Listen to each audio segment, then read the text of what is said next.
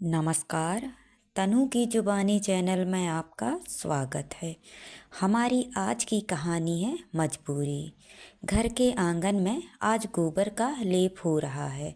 शांता अपनी मामी का हाथ बटा रही है। मामा उमेश अपनी छोटी सी रेडी को तैयार कर रहे हैं। मामा गांव-गांव घूमकर वो छोटा मोटा प्लास्टिक का सामान बेचते हैं। बस उसी को लटकाए जा रहे हैं, कहीं कुछ छूट ना जाए। नहीं तो अगर किसी ने मांगा और होते हुए भी ना दे पाए तो उन्हें दुख होता है। मामा के 2 लड़कियां और 1 लड़का है। तीनों शांता से छोटे हैं।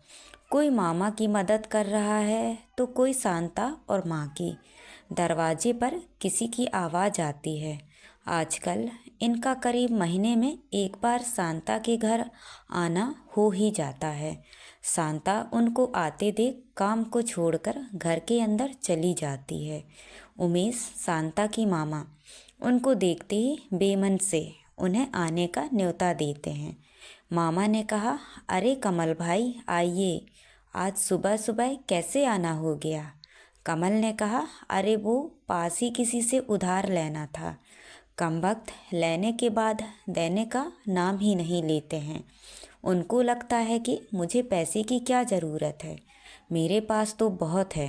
अरे बहुत है तो क्या लुटाने के लिए है? क्यों भाई उमेश? उमेश ने कहा, हाँ बिल्कुल सही बात है। कमल बात बात में हर बार अपने आप को धनी होने का बखान करना नहीं भूलते।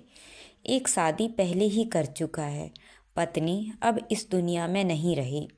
उसकी नज़र शांता पर है। वो उससे शादी करना चाहता है। यह बात का इशारा वो कई बार कर चुका है। बात बात में अपनी बात छेड़ता है। लेकिन शांता के मामा को वो बिल्कुल भी पसंद नहीं है। शांता से उम्र में 2 गुने से भी बड़े हैं। थोड़ी देर बाद फिर वो घूम फिर के वो उसी बात पर आ ही जाता है जिसके लिए वो आता है। कमल ने कहा, अरे उमेश, तुम कुछ सोच विचार कर रहे हो क्या? कोई लड़का देखा है शांता के लिए? तुम तो दिन भर घूमते रहते हो, कुछ खबर भी है? अब क्या बातें उड़ने लगी हैं। उमेश ने कहा, अरे कैसी बातें? कमल बोला, अरे भाई, मैंने सुना है कि शांता शुभ नहीं है। कोई दोष है? एक तो माँ गुजर गई, दूसरा जब से यहाँ है तब से तुम भी परेशान हो, कोई तरक्की नहीं हुई है। मामी यह बात सुन रही है और उनके चेहरे के हाव भाव इस बात का सबूत देते हैं कि वो भी इस बात को कहीं ना कहीं मानती है। उमेश ने कहा, अरे ऐसा अफवाह कौन फैला रहा है? ऐसा तो कुछ नहीं है। कमल ने कहा, फिर 2 बार पहले बात बनते बनते कैसी रह गई, वो तो थोड़े हड़बड़ाहट के साथ। कमल ने कहा, अरे बात कुछ भी हो, लेकिन बात की बात सब लोग बना ही लेते हैं। अब तुम और ज़्यादा देर मत करो वरना मुश्किल होगी। लोग यही बोलेंगे कि अगर माँ जिंदा होती तो ऐसा होता क्या। तुम क्या मुंह दिखाओगे फिर अपनी बहन को? उमेश गरीब और फिर उसकी बहन की जवान बेटी की जिम्मेदारी उसके ऊपर। पिता तो जाने कहाँ छोड़ गया। माँ के जाने के बाद उसने कोशिश की लेकिन कहीं बात नहीं बन रही थी। शांता दिखने में बहुत अच्छी थी, भली लड़की थी, लेकिन कुछ था जो आड़े आ रहा था। रमेश को भी अब लगने लगा था कि उसे जल्द से जल्द कुछ करना होगा। शांता की मामी का भी व्यवहार कुछ बदला बदला सा था। यह बात शांता को भी दिखाई दे रही थी। मामा और मामी की बातें भी उस बारे में होती रहती थी, खुसुर फुसुर ही सही, लेकिन शांता को पता था कि उसकी वजह से परेशानी अब और बढ़ने लगी है। शांता की मामी ने एक सुबह शांता को उसकी बहनों के साथ बाजार कुछ लेने के लिए भेज दिया। मामा सुबह फिर जाने की तैयारी कर रहे थे, सजा रहे थे अपनी रेहड़ी को। मामी ने कहा, अरे कुछ विचार करो, क्या बस रेहड़ी में ही लगे रहोगे? मामा ने कहा, और कुछ है क्या खजाने में? अपना खाना पीना के बीच अनाज, इसी से तो चलता है। मामी बोली, मैं भी वही कह रही हूँ, तुम कहीं के राजा तो हो नहीं और यह तुम्हारी भांजी भी कहीं की राजकुमारी तो है नहीं। तो जब उसे वो आदमी पसंद करता है तो क्यों मुंह घुमाए बैठे हो? ठीक ठाक रुपया पैसा भी है। मामा ने कहा, रिश्ता कौन सा? मामी बोली, अच्छा, कमल की बातें तुम्हें समझ नहीं आती कि वो शांता को जोरू बनाना चाहता है। मामा बोले, तुम पागल हो? कितना बड़ा है वो शांति से, ऐसे ब्याह करा दिया तो लोग क्या कहेंगे? और काहे का पैसा है? उसके दिखावा ज़्यादा हैं। मामी बोली, अरे तुमसे तो ज़्यादा है, कुछ भी करके कम से कम बसर ही कर लेता है। तुम सारी जिंदगी भी रेहड़ी पर चप्पल घिसो, फिर भी तुम उसके जैसा मकान नहीं बना पाओगे। फिर उम्र निकल गई तो जो आया है वो भी नहीं मिलेगा। मामा बोले, क्या उम्र है? 20 की होगी, अभी तो समय है। मामा ने कहा, ठीक है, फिर करो मनमानी, देखती हूँ कि कौन सा राजकुमार लाते हो इसके लिए। खुद की दो बेटियां हैं, उनकी परवाह भी नहीं है। मामा को यह सारी बातें सोचने पर मजबूर तो कर रही हैं, लेकिन फिर भी अभी उसने सोचा है कि लड़की के लिए जो अच्छा होगा, उसकी पसंद का होगा, वही करूँगा। शांता के मन की बात को कोई नहीं समझता। लगता है जैसे उसे सपने देखने का अधिकार भी ऊपर वाले ने छीन लिया है। वो सबकी मर्जी में राजी है। हालांकि उसके किसी कोने में उसे भी किसी का इंतज़ार है। वो जानती है कि जो सोचूंगी वो पूरा नहीं होगा, लेकिन फिर भी एक छोटी सी आशा का दीप जलाकर बैठी है, कहीं कुछ हो जाए। और एक दिन कुछ ऐसा ही होने जा रहा था। एक दिन सुबह ही उनके दरवाजे पर कोई आया जो पास के गांव का था, उनका परिचित।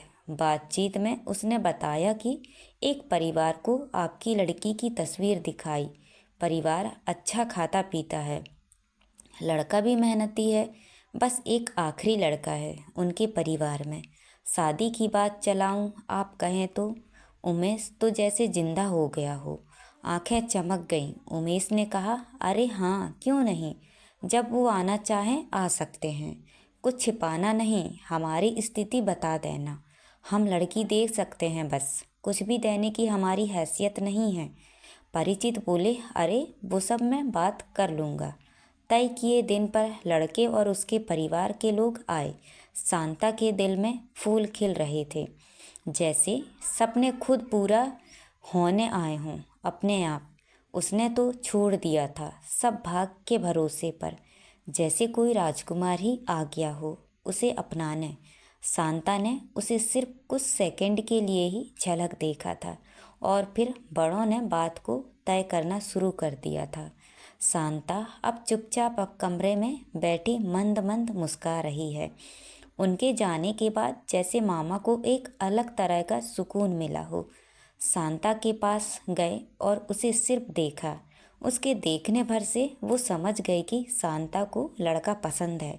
वो ऊपर वाले से अब यही दुआ कर रहे हैं कि अब उसका घर बस जाए और कोई मुश्किल ना हो। फाइनली शादी वाला दिन आ ही गया। शांता सज धज के तैयार बैठी है रंजन के लिए, उसके होने वाले पति से 7 फेरे लेने के लिए। अचानक उसके कमरे में रंजन आ जाता है, जिसको देखकर वो घबरा जाती है। घबराहट कुछ सेकंड की ही रहती है, फिर वो शर्म बन जाती है। शांता ने कहा, अरे आप यहाँ क्यों आए हैं? पता है शादी के पहले देखना शुभ नहीं होता है। रंजन बोले, तुम्हारी आवाज़ तो जैसा मैंने सोचा था उससे भी ज़्यादा अच्छी है।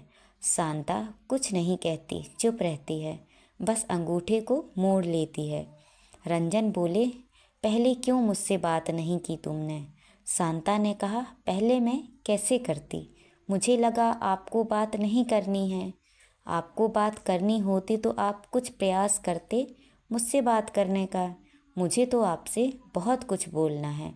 लेकिन रंजन बोले, अच्छा बोलो, क्या बोलना है? शांता बोली, मेरी बात आप मानोगे? रंजन ने कहा, अब तो सिर्फ तुम्हारी ही बात मानूंगा, बोलो क्या है? शांता बोली, सपने मैंने देखी नहीं, डर लगता था सपने पूरे होंगे या नहीं, पर कहीं ना कहीं आप जैसा ही पति चाहिए था। मैं जब भी थोड़ा बहुत किसी कोने में सोचती थी तो ऐसा ही कुछ सोचती थी, जो मेरा ख्याल रखे, मुझे प्रेम करे। बचपन से ही अभाव है, माँ का प्यार नहीं मिला, पिता कहीं चले गए छोड़ के। ऐसा नहीं है कि मामा और मामी ने ख्याल नहीं रखा, लेकिन कभी अपनी छोटी छोटी मनमानी नहीं कर पाई, कभी रूठ कर अपनी बात नहीं मना पाई। मैं चाहती थी कि ऐसा कुछ हो जहाँ मुझे कुछ सोचना ना पड़े। रंजन ने कहा, हाँ, मैं जानता हूँ कि तुम्हारे दिल की आवाज़ आज तक किसी ने नहीं सुनी, लेकिन अब ऐसा नहीं होगा। रंजन ने शांता का हाथ पकड़ा। शांता के आंखों से आंसू की बूंद टपक रही थी, जैसे कब से रोक रखी थी। तभी दरवाजे पर जोर से दस्तक होती है। बाहर मामी है, जो उसे बुला रही है फेरों के लिए। वो हड़बड़ाकर उठती है और दरवाज़ा खोलती है। मामी उसे ले जाती है आंगन में बने छोटे से विवाह पंडाल में, जहाँ उसका दूल्हा बैठा है। शांता वहाँ जाकर बैठती है और पंडित जी अपना काम शुरू कर देते हैं। मामा बैठे हैं अपना मुरझाया चेहरा लेकर। पगड़ी जो बंधी थी उसका होश नहीं है कि अब कहाँ है। आसपास थोड़े बहुत लोग भी हैं। शांता का दूल्हा अब सेहरा हटाकर शांता को देखता है। दूल्हा और कोई नहीं बल्कि कमल है। शांता को भी यह पता है। रंजन और उसके घरवालों ने भी यह रिश्ता तोड़ दिया था, वो भी शादी वाले दिन। ऐसा क्यों, पर इसका कारण उन्होंने नहीं बताया। कहा कि उनके घर में कुछ अनहोनी हो गई है, अभी हमें माफ़ करें। शादी की तैयारी हो गई थी, सभी लोग आ गए थे। अब की बार अगर शादी ना हुई तो शायद फिर होना मुश्किल है। कमल वहीं था। उसने इस बात पर अपने लिए एक अवसर देखा और सभी के सामने फिर अपनी बात रखी। गांव वालों ने उसका साथ दिया और मामी ने भी। फिर उसके मामा को सुनना ही पड़ा। शांता को यह बात पता चल गई थी। उस समय कमरे में वो कल्पना कर रही थी, अगर सब ठीक होता तो वो रंजन से किस तरह बात करती। वो 10 मिनट की कल्पना उसकी मन की थी। वो उसके मन चाहे 10 मिनट थे। उसके बाद एक बार फिर वो चल पड़ी अपनी किस्मत के साथ लड़ने। तो दोस्तों, ये कहानी आपको कैसी लगी? लाइक और कमेंट करके ज़रूर बताएं और चैनल को सब्सक्राइब करना ना भूलें। तो मिलते हैं अगली कहानी में। धन्यवाद।